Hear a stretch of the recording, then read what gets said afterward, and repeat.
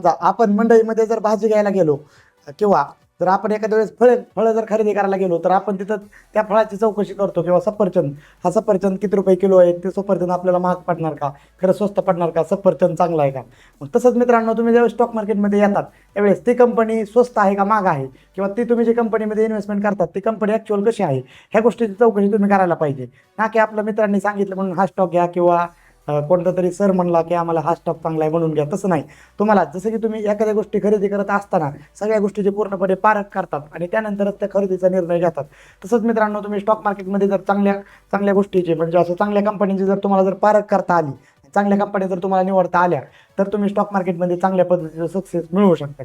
नाहीतर ह्याच्या त्याच्या सांगण्यावरून स्टॉक घेणं म्हणजे हे पूर्णपणे एकदम चुकीची पद्धत आहे, की जी आपली मराठी माणसं अशीच करतात आणि स्टॉक मार्केटमध्ये लॉस करतात. त्यामुळे मित्रांनो, आपण आजच्या व्हिडिओमध्ये एक चांगला स्टॉक कसा निवडायचा आणि एक कंपनीची काही स्टॉक निवडली, ती कंपनी तुम्हाला त्या कंपनीचा शेअर्स महाग आहे का स्वस्त आहे हे कसं बघायचं, ह्याच्यासाठी मी तुम्हाला एक 2-3 ट्रिक सांगणार आहे, की त्या ट्रिक तुम्ही लक्षात घ्या. आणि त्या ट्रिक जर तुम्ही लक्षात घेतल्या तर तुम्हाला पूर्णपणे सगळ्या गोष्टीची आयडिया येऊन जाईल. चांगल्या कंपनीमध्ये चांगले स्टॉक कसा घ्यायचा आणि चांगली कंपनी कशी निवडायची ह्याच्या क्लॅरिटी येऊन जाईल. तर चालेल. ॲक्च्युली मी अजित मोरे, डॉक्टर मोरे वेल्थ हा जो काय आपला चॅनल आहे, या चॅनलचा उद्देश म्हणजे आपल्या पूर्णपणे मराठी माणसाला फायनान्शियली म्हणजे आर्थिकदृष्ट्या साक्षर करणे हा एकमेव उद्देश आहे. त्यामुळे मित्रांनो, आपल्या चॅनलला तुम्ही सबस्क्राईब करा, बेल आयकॉनला प्रेस करा, म्हणजे जे काय फायनान्स रिलेटेड व्हिडिओ मी बनवतोय ते सहज तुमच्यापर्यंत येऊन पोहोचले जातील. तर ज्यावेळेस आपण एखाद्या कंपनीचा स्टॉक बघतो त्यावेळेस एक सगळ्यात महत्त्वाचा, तो शेअर स्वस्त आहे का महाग आहे, ह्याचा एक महत्त्वाचा एक पहिला पॅरामीटर आहे, तो सगळ्यात महत्त्वाचा मित्रांनो. त्या पॅरामीटरचं नाव आहे प्राईस टू अर्निंग रेशो, म्हणजे पीई रेशो. आपण बऱ्यापैकी जर स्टॉक मार्केटमध्ये जर तुम्ही बिगिनर असताल तर पीई रेशो ही पूर्णपणे तुम्ही ऐकलेलाच असेल. मग ते पीई रेशो म्हणजे प्राईस टू अर्निंग रेशो मित्रांनो. या रेशोचं म्हणजे हा जो काही रेशो आहे, तो रेशो आपल्याला कंपनीमध्ये तुम्ही ज्यावेळेस तुम्ही किती रुपये गुंतवलेत आणि तुम्ही XYZ म्हणजे काय, की तुम्ही 1 रुपया कमवण्यासाठी किती रुपये तुम्ही त्या स्टॉकमध्ये इन्व्हेस्टमेंट करताय, ह्याचं तुम्हाला मित्रांनो ह्या पी रेशोमध्ये कॅल्क्युलेशन कळतं. त्यामुळे एक सगळ्यात महत्त्वाचा एक पी, तुम्ही ज्या कंपनीचा स्टॉक घेतात त्या कंपनीचा पी बरोबर आहे का, पी आपल्या अफोर्डेबल आहे का, म्हणजे पी स्वस्त आहे का, तो बघणे गरजेचं आहे. मग पी एक बघावा लागतो सर्वप्रथम. दुसरं म्हणजे एक मित्रांनो, दुसरा मुद्दा PEG म्हणजे प्राईस टू ग्रोथ रेशो, हा पण बघावा लागतो. कधी कधी मित्रांनो काही काही कंपनीचा पी जवळजवळ 70, 80, 60 रुपये असतो, मग आपण सहज म्हणतो स्टॉक महाग आहे. पण मित्रांनो तसं नाही. क्वालिटी, तुम्ही एखादी गोष्ट क्वालिटी घेतली म्हणजे थोडे महाग घ्यावं लागते. मग त्यासोबत मग पी रेशो सोबत एक प्राईस टू ग्रोथ म्हणजे PEG रेशो म्हणजे प्राईस टू ग्रोथ रेट, हे जे काही रेशो आहे मित्रांनो, ही PEG रेशो पण तुम्हाला त्यावेळेस बघणं गरजेचं असतं. या दोन गोष्टी जर तुम्ही बघितल्या तर तुम्हाला चांगल्या पद्धतीची क्लॅरिटी लागून जाते. तिसरा एक महत्त्वाचा मित्रांनो पॅरामीटर कोणता आहे, की तो आहे तो price to book value. Price to book value जरी तुम्ही बघितली तरी पूर्ण तुम्हाला कंपनीचं ॲक्च्युअल म्हणजे कंपनीकडे ॲसेट किती आणि ते ॲसेट लिक्विडेट केल्यावर तुम्हाला जे काही बुक व्हॅल्यू राहतं, ते बुक व्हॅल्यूच्या अगेन्स्ट तुम्ही जी काय प्राईस शेअर्सला पे करतात ती प्राईस टू बुक व्हॅल्यू तुम्हाला लक्षात येते. मग आपण एक विथ रिअल एक्झाम्पल बघूयात, की ह्या 3 गोष्टी जर बघितल्या तर तुम्हाला एखाद्या कंपनीचा स्टॉक स्वस्त आहे का महाग आहे असं तुम्हाला लक्षात येऊन जाईल.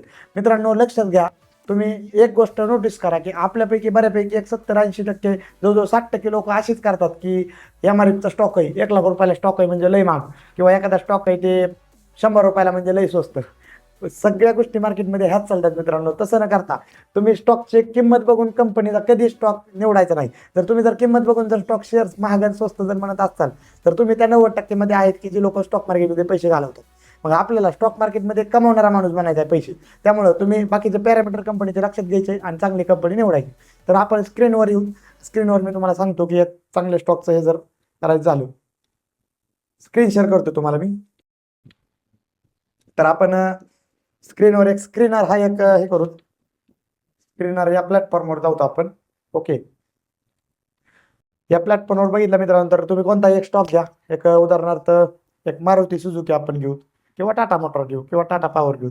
ओके, टाटा पॉवर कंपनी किंवा XYZ असं काही नाही मित्रांनो. तुमच्या ह्याच्यानुसार टाटा स्टील घेऊ आपण. एक एक्झाम्पलसाठी सांगतोय मी. टाटा स्टीलचं जर बघायला गेलं तर किंमत आहे आता सध्या 207 रुपये. 207 रुपये किंमत आहे. त्याचे मार्केट कॅप 2,58,122 करोड राईट नाव मार्केट कॅप आहे त्याचं. हे मार्केट कॅप डेली बेसिसवर चेंजेस होतं. आणि पी मित्रांनो, हे पीचं जे काही गणित आहे, हा पी म्हणजे 20 ते 22च्या आतमध्ये जर पी असेल तर आपला स्टॉक आपल्याला स्वस्त किमतीत मिळतोय असं आपण ठरवतो. मग प्राईस टू अर्निंग रेशो स्टॉकचा किती आहे? 22.8 आहे. ओके, मग प्राईस टू अर्निंग रेशो 22.8 आहे म्हणजे कुठंतरी एक अफोर्डेबल आपल्याला आहे असं आपण म्हणू शकतो. आणि त्यानंतर दुसरा एक पॅरामीटर मी तुम्हाला सांगितलं ते कोणता, की PEG ratio, price to growth ratio. हा, ही थोडा एक्सपेन्सिव्ह आहे. मग पीईजी रेशो जर मी तुम्हाला सांगितलं, पण तो किती किती असायला पाहिजे हा महत्वाचा प्रश्न आहे ना. मग जर प्राइस टू ग्रोथ रेशो म्हणजे पीईजी रेशो जर 1च्या जर खाली असेल तर तुम्ही घेतलेली कंपनी ही एकदम अंडर व्हॅल्यूड आहे असं तुम्हाला म्हणजे असा याचा अर्थ होतो.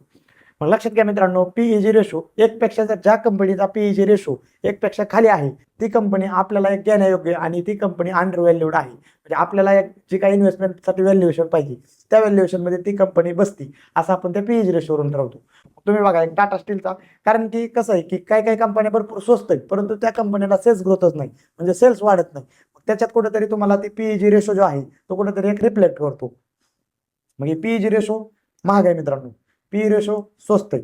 आणि त्याच्यानंतर एक आपण एक दुसरा बघितलाय कोणता, की प्राइस टू बुक व्हॅल्यू. मग बुक व्हॅल्यू जर बघितलं तर टाटा स्टीलची बुक व्हॅल्यू आहे 81, प्राइस टू बुक व्हॅल्यू म्हणजे एक साधारण 2.5 म्हणजे एक 2.5 पट आपण पे करतोय बुक व्हॅल्यू पेक्षा त्या कंपनीला. मग हे कुठेतरी एक ह्या स्टील इंडस्ट्रीमध्ये आहे अफोर्डेबल असतं. बिकॉज ऑफ काय, की बुक व्हॅल्यू म्हणजे काय हा एक महत्वाचा प्रश्न. बुक व्हॅल्यू म्हणजे तुम्ही जे काय जो काय कंपनी सपोज तुम्ही एखाद्या कंपनीमध्ये पैसे इन्व्हेस्टमेंट केले आणि ती कंपनी बंद पडली तर त्या कंपनीकडे किती प्रॉपर्टी, त्या कंपनीकडे किती ऍसेट आहेत. मग त्या ऍसेटची जी काही व्हॅल्यू असते ती पूर्णपणे overall asset divided by number of stock, number of equity stock असं त्याचं एक गणित असतं. मग सगळ्या कंपनीकडे म्हणजे कंपनी समजा बंद जरी पडली, कंपनीला सील लागलं, कंपनी बंद झाली तरी त्या कंपनीतून पैसे आपल्याला किती मिळणार त्या स्टॉकच्या पर्टिक्युलर स्टॉकला, ह्याचं मित्रांनो हे बुक व्हॅल्यू असते.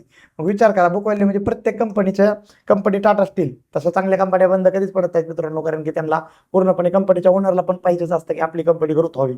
प्रत्येक जणाचा स्वतःचा बिझनेस प्रत्येकाला ग्रोथ व्हावा वाटतो, कोणालाच असं वाटत नाही की माझा बिझनेस बंद पडावा. तसं प्रत्येक कंपनी त्यांच्या त्यांच्या पद्धतीने स्ट्रॅटेजी, मार्केटिंग स्ट्रॅटेजी एफर्ट्स लावत असते. ओके, मग ही बुक व्हॅल्यू बघितलं तर जवळजवळ 81ची बुक व्हॅल्यू आहे. मग प्राइस टू बुक व्हॅल्यू नुसार एक स्टॉक अफोर्डेबल आहे, पी नुसार स्टॉक एकदम म्हणजे त्या आपल्या एक इन्व्हेस्टमेंटच्या ह्याच्यामध्ये आहे. परंतु एक पीईजी रेशो म्हणजे प्राइस टू ग्रोथ रेशो.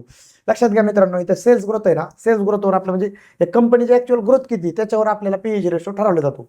मग सेल्स ग्रोथ कमी आहे त्यामुळं हा स्टॉक आपल्याला कुठेतरी एक महाग भेटतो मित्रांनो, आपण असं म्हणू शकतो. म्हणजे काय, की तुम्ही एखाद्या कंपनीमध्ये इन्व्हेस्टमेंट करताय की ती कंपनी किती ग्रोथ करणार, ती कंपनीची ग्रोथ काय आहे, त्या कंपनीची वाढ किती, त्या वाढीवर कंपनीचा पीईजी रेशो ठरला जातो. त्यामुळे फक्त शेअर स्वस्त आहे म्हणून माग म्हणजे कसं आहे, की तुम्ही एखादा कचरा शेअर्स असतो तर तुम्हाला स्वस्त मिळणार, पण ती कचरा व्हॅल्यू हा कचराचा असतो. त्यामुळे तुम्हाला जर एक प्रीमियम म्हणजे काय, की शेअर्सचा पीई जरी थोडा बहुत जास्त असेल तरी ठीकठाक आहे. सेल्सची ग्रोथ जर चांगली असेल त्या शेअर्सच्या किंवा त्या पर्टिक्युलर कंपनीच्या ग्रोथ जर चांगली असेल तर तो स्टॉक किंवा ती कंपनी तुमच्यासाठी बेस्ट आहे मित्रांनो, तुम्ही असं समजू शकता.